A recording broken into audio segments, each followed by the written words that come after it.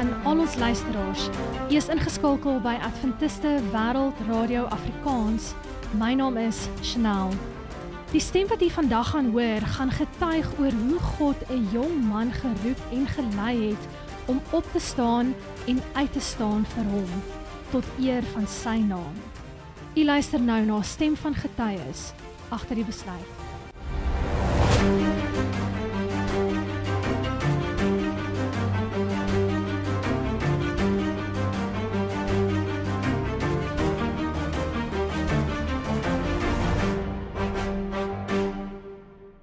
Die wêreld vandag verwag van geen jong man om sy lewe vir Christus te gee nie.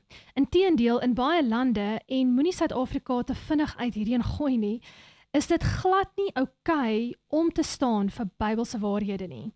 Vandag gaan ons hoor hoe moeilik of hoe maklik dit is om so te besluit te kan maak as 'n jong man. Leraar Robin Thorn, baie welkom vandag by Adventiste Wêreld Radio Afrikaans.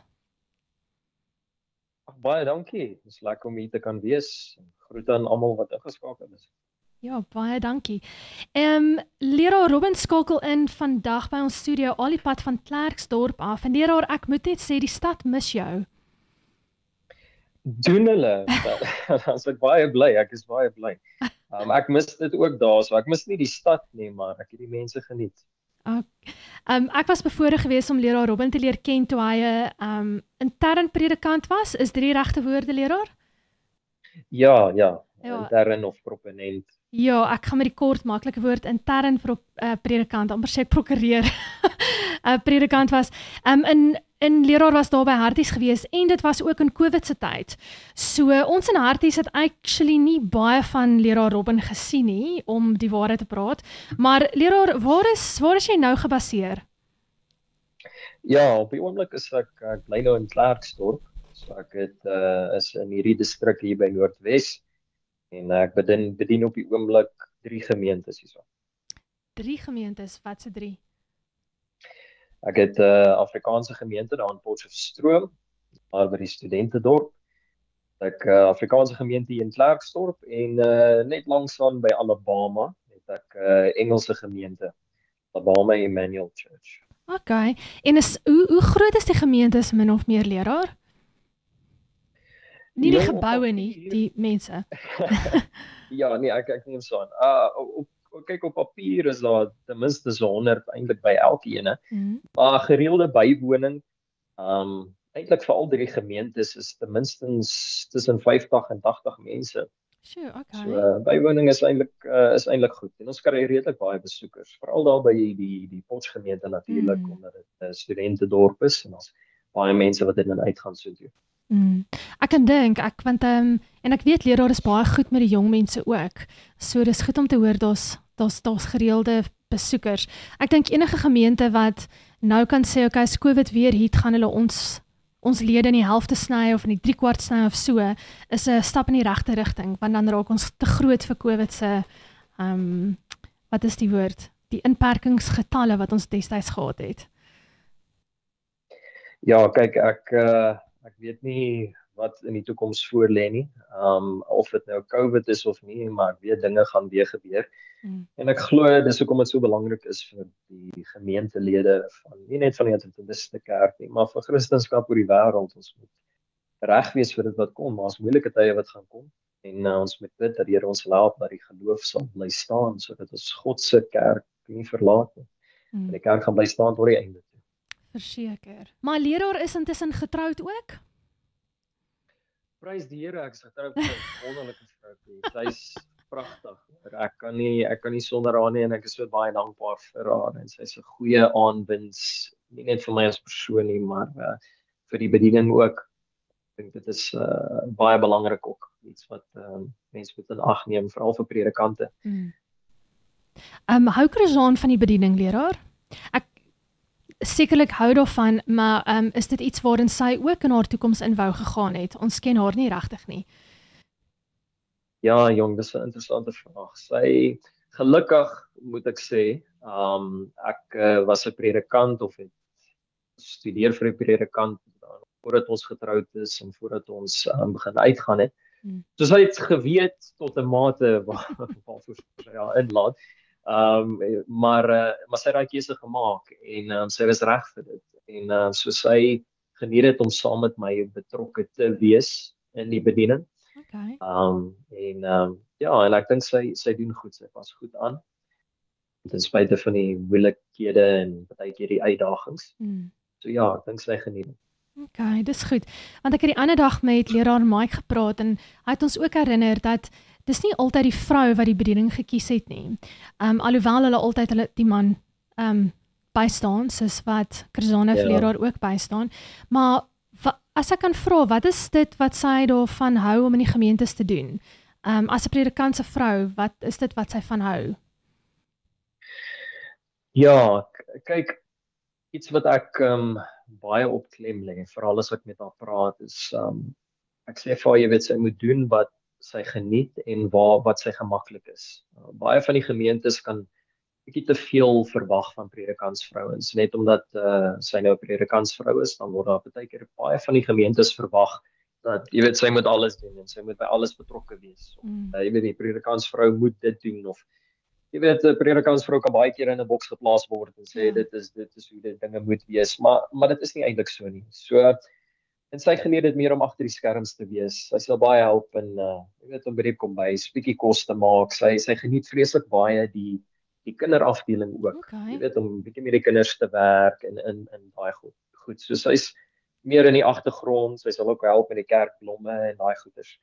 So dis wat sy geniet en natuurlik haar grootste werk en die werk wat sy die beste doen is aantreklike man te steun. En sy verdien 'n medalje vir daai ene. So. 'n vrou op haar knieë vir haar man. Ja, dis my grootste aanwins van my vrou is iemand wat die Here ken en wat 'n pad saam met my stap, nie net in die bediening nie, maar saam met die Here. Ons kan saam bid, ons kan saam praat oor dinge, ons bid saam vir die kerk en die gemeentelede en dit is so noodsaaklik. So dit is waarvoor ek baie dankbaar is. En dis 'n groot voorreg. Ek weet daar's gewoonlik as mens gewoonlik in politiek ingaan baie stories van hoe weet hier is dalk die gedagte wat mense het van 'n predikantspaar, maar dit is nie altyd hoe dit is nie, want dit is nie altyd hoe dit in 'n huwelik gewoonlik is nie. 'n Man en vrou om die voorreg te hê om saam te kan bid en saam die Here lief te hê en saam te kan dien en saam te groei in God is vandag 'n voorreg. Dit is nie meer 'n given nie. Maak nie saak in wat se kapasiteit jy dit doen going forward nie.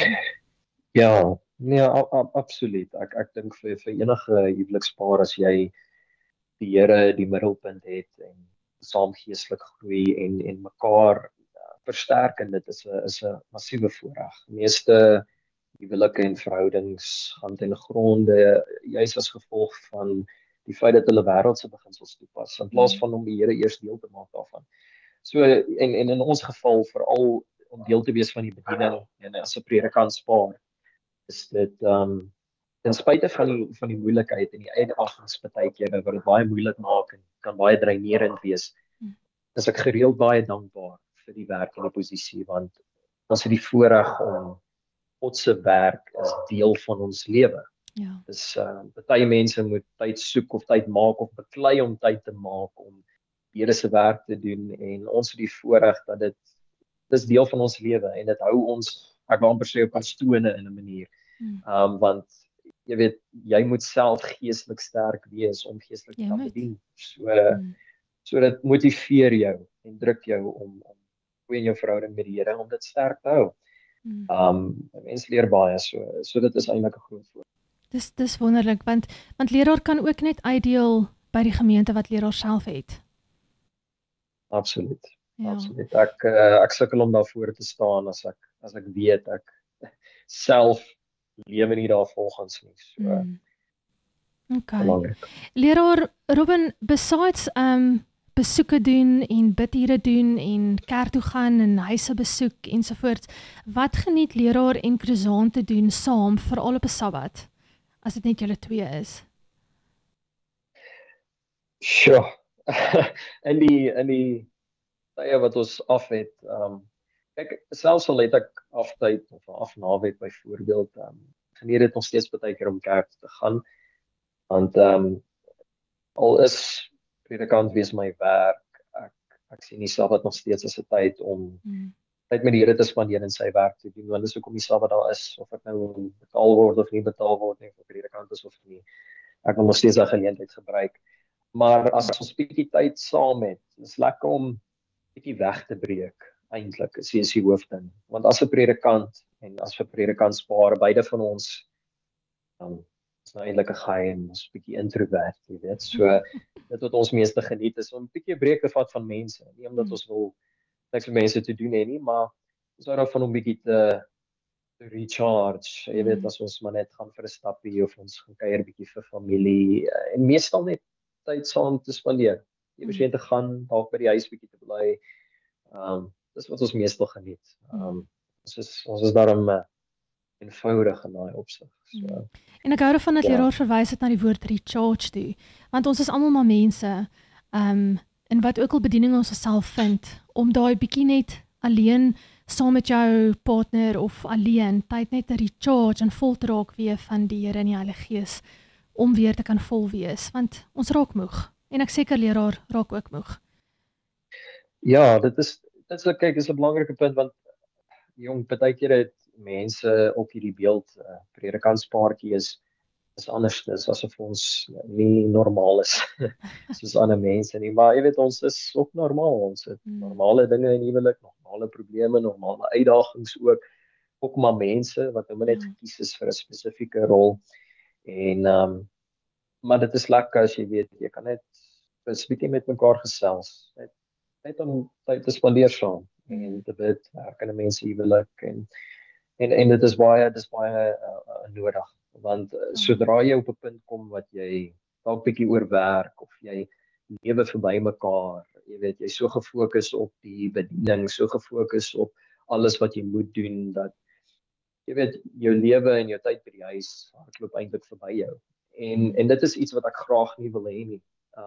Jou grootste prioriteit nog steeds, al is dit jy 'n predikant, is jou gesin, is jou familie, en ek glo nie die Here wil hê jy moet sy werk doen ten koste van jou eie familie nie. Ek dink nie dit is sy gedagte en idee nie.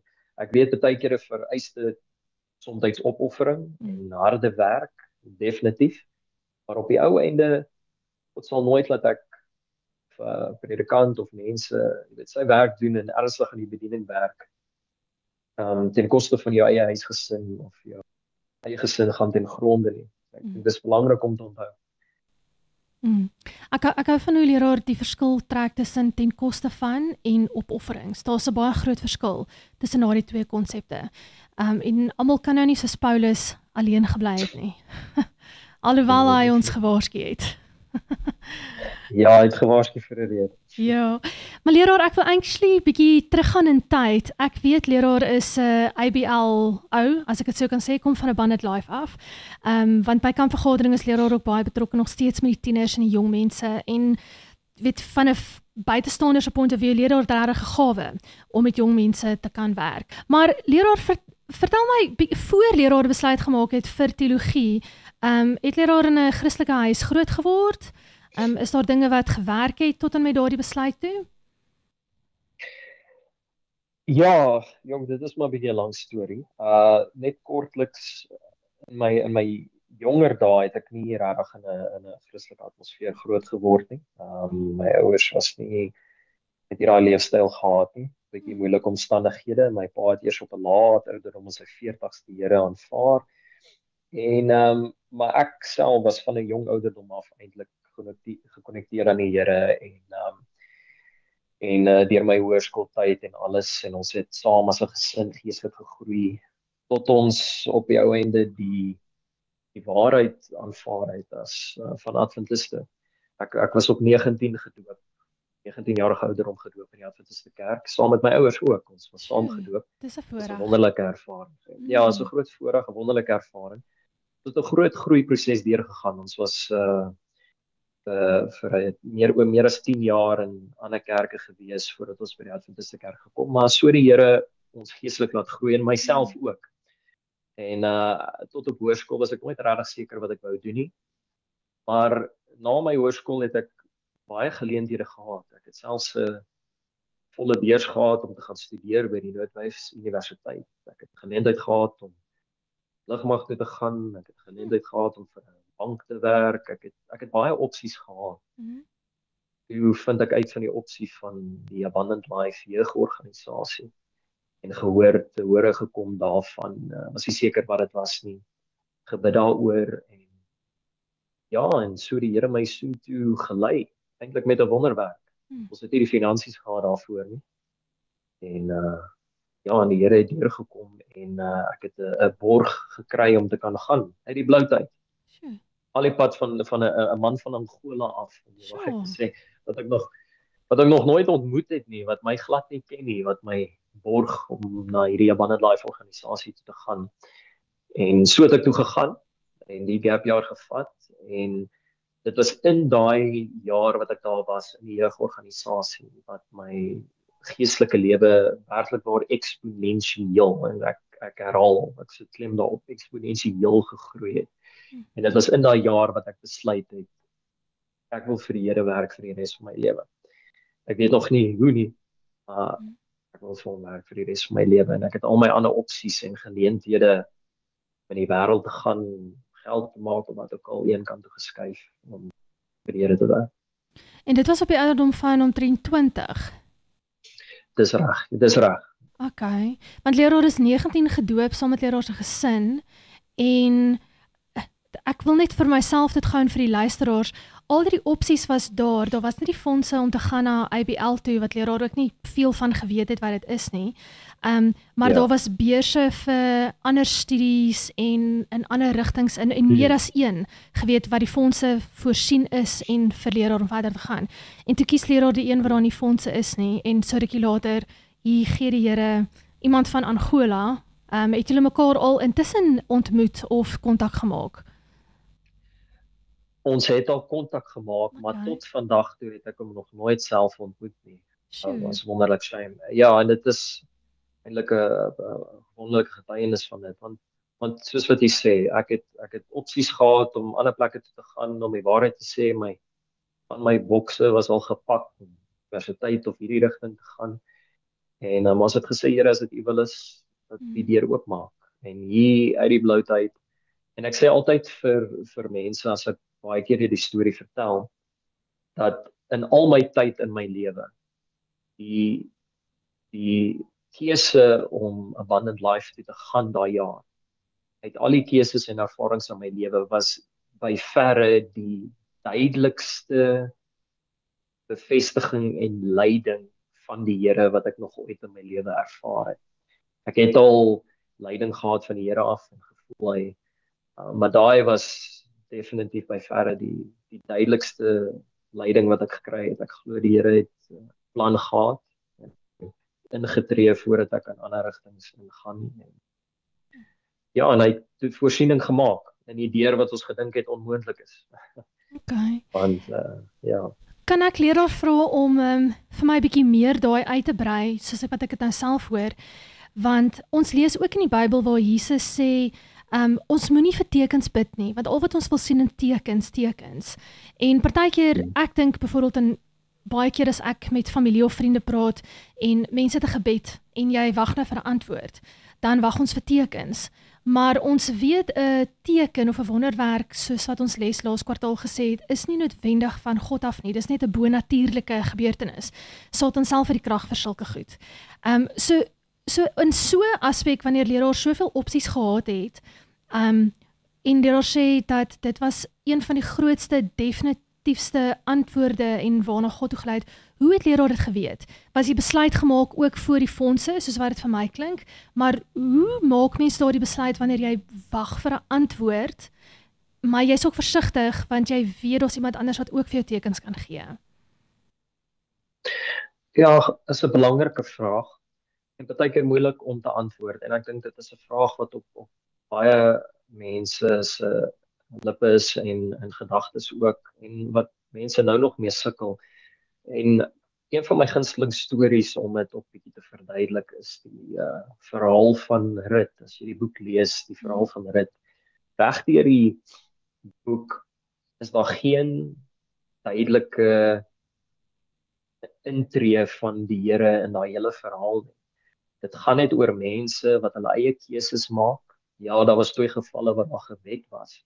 Maar mense wat self besluite maak en basies net hulle lewens lei en hoe die Here nog steeds betrokke is en dinge weef dat sy wil geskied. Soveel so dat Christus se bloedlyn het uit daai gebeurtenis uitgekom. En die punt wat ek wil maak is baie keer as ons bid vir 'n opsie, ons bid vir 'n deur. Here, is hierdie die regte vrou of man vir my? Is hierdie die regte werk vir my? Jy gaan op jou knieë en jy sê, Here, ek wil doen wat U wil hê ek moet doen. En die belangrikste vir my is dat as ek op my knieë gaan en ek is opreg om God se wil te soek, ek is opreg en ek wil dit soek met my hele hart, dan moet ek glo en vertrou dat maak nie saak wat gebeur nie, dat God se wil sal wel geskied. Dat wat ook al gebeur, alles sal ten goeie uitwerk. Want baie keer sal ons dalk wag vir 'n teken, baie keer sal ons dalk wag vir 'n brandende bos of iets soos dit. Maar soms gebeur daar nie dalk altyd iets nie. Soms kom daar nie 'n duidelike antwoord nie. Dan wat ons moet doen in daai omstandighede is jy maak 'n kognitiewe besluit en keuse volgens die kennis wat die Here jou gegee het, die studie wat jy ook gedoen het in die Bybel ensovoorts. En jy maak 'n besluit en as die Here tevrede is met daai besluit en die rigting waartoe jy gaan, dan sal hy die deur oopmaak en hy sal laat jy gaan. En as hy nie tevrede is nie, dan sal hy daai deur vir jou toemaak. So in my geval, ek het al hierdie geleenthede gehad om te kan studeer en dit het gelyk asof die deure oop was. Ek kon gaan. Dit was oop, ek het al boks gepak, maar daar was ook die geval vir Abundant Life en in my hart het ek gevoel ek wil eintlik graag Abundant Life toe gaan. Dit was my gevoel, dit was in my hart, dit was 'n gevoel wat in my geplaas was, maar dit het onmoontlik gelyk. En ek het gesê, Here, as dit U wil is, maak hy deur oop, anderste vir nou, ek pak my bokse, maar ek pak my tas en ek is op pad universiteit toe, want daar is nie ander geleentheid nie, maar as dit U wil is, ek wil graag gaan, ek voel getrek daarna toe, en laat ek gaan, en 2 weke voordat ek moes gaan Abundant Life toe, hier kom die oproep, sê jou hele jaar is ten volle gedek, net so uit die blou uit. Jy weet, en daai geval wat so onmoontlik was, gekoppel met my eie begeerte, was vir my 'n duidelike deur wat oopgaan. Want dit was waar my hart in elk geval was. En ja, en ek het die keuse gemaak en die oomblik toe ek hy besluit maak om te gaan, want ek het nie eens geld gehad om daar uit te kom. Ek dinge net in plek geval. Mense het ingetree en finansies gegee sodat ek daar kan uitkom. Iemand het my spesiaal so toe gevat. Ek was geborg met ander dinge gewees en in daai proses, deur daai ervaring, toe ek daar is en soos wat ek deur daai proses gaan, soos wat ek gesê het ek 'n besluit geneem om vir die Here te werk en ek het net geweet dit is waar ek moet wees. En ek glo die Here gee mense daai oortuiging as jy daai besluit maak. Jy kry net ook daai kalmte, daai gemoedsrus. Ek is waar ek moet wees. En selfs al baie keer twyfel ek, moet 'n mens, jy moenie vertrou op gevoelens, op jou hart, op jou eie kennis nie, maar glo in God se woord om te weet, Here, as ek U wil soek, glo dat sy wil sal geskied en hy sal jou lei. Die deure sal toegaan wat moet toegaan, dit sal oopgaan wat oopgaan. Sjoe, dankie Leroy vir daardie daardie wysheid. En ek dink is iets wat elke een van ons, elke luisteraar en ek myself ook definitief by kan baat. Leroy, voor ons tyd uithardloop, Leroy het nou genoem, in daardie Abundant Life jaar het Leroy besef, ek wil vir die Here werk. Ek weet nog nie in wat se kapasiteit of hoe nie, maar ek wil ten volle vir die Here in voltydse werk gaan. Hoe lank daarna voor Leroy gaan studeer het? Ja, kyk, ek wou vir die Here werk. Liefdevol met gegroei en ek was vir 4 jaar by die organisasie by Abundant Life en ek was daar want ek het dit verskriklik geniet. Ek het verskriklik baie ervaring daar opgetel en dit is al 'n droomwerk vir my. Ek weet om ander jong mense op te lei. Ek geniet dit om met jong mense op te werk, met tieners, met jeug, baie met kampe betrokke en nou nog waar kan sal ek. En ek het weggehardloop van predikant wees. Ek wou dit nie doen nie. Interessant. Ek het weggehardloop, ek wou dit nie doen nie. Ek het geen belangstelling daarin gehad nie en dit was een van die laaste dinge op my lys. Ek wil vir die Here werk, ek wil doen wat hy wil hê ek moet doen. En ek dink is ook een van die redes hoekom ek 4 jaar daar was. Ek het die werk baie geniet en toe wou ek sendingwerk gaan doen het. En ek het fondse ingesamel vir dit. Ek het dieselfde beginsel gevolg, probeer volg soos wat die Here my gelei het en na Abundant Life toe. Maar die Here het daai deur toegemaak. En na 'n lang ruk, om nou die storie bietjie kort te maak, het ek gesê, "Oké Here, ek met die deure gaan toe. Dis reg. Ek gaan nou aansoek doen om te kyk of ek kan gaan studeer." En wragtig, daar gaan die deure oop, predikant wees. En ja, ek het ook nie 'n sent gehad om te kan studeer nie. En meer as R400,000 later, waarvoor ek nie 'n sent betaal het self nie, het die Here dit vir my oopgemaak. Maar ek dink die belangrikste, ekskuus net om duidelik te maak, is dat ek is soontoe, ek het gegaan om te studeer vir 'n predikant, nie omdat ek gevoel het dis my enigste uitweg nie. Nie omdat ek gevoel het ek's geforseerd nie. Nie omdat ek gevoel het ek het nie ander opsies nie. Ek het soontoe gegaan want ek het gevoel dit is waar die Here my wil hê. Ek het gevoel ek is geroep daarna. En ek dink dit is die belangrikste, een van die, as nie die belangrikste kern en eienskap van predikant word en wees, is dit moet 'n roeping wees en die Here moet jou lei soontoe. En dit is van kardinale belang. Dis moet nie predikant word omdat jy voel jy enigste uitweg nie of omdat dit 'n maklike opsie is nie. En ek glo die Here kies mense wat hy glo op hom sal staat maak. En die Bybel is vol voorbeelde van mense wat weggehardloop van dit wat die Here wil hê hulle moet doen. Jona is 'n voorbeeld, Moses is 'n voorbeeld. Abraham is ook geroep om weg te gaan. En baie was skrikkerig. Want die Here weet hierdie mense kan ek vertrou. En as 'n predikant wees, is 'n roeping en 'n mens moet 'n pad stap saam met die Here vir dit. Ja. Baie dankie. En dankie dat leraar genoem het ook van die deure weer eens wat ons nou van gepraat het wanneer mens bid waantoe of wat nou Here. En die deure wat hy toegemaak het vir leraar en die deure oopgemaak het na 'n rigting toe.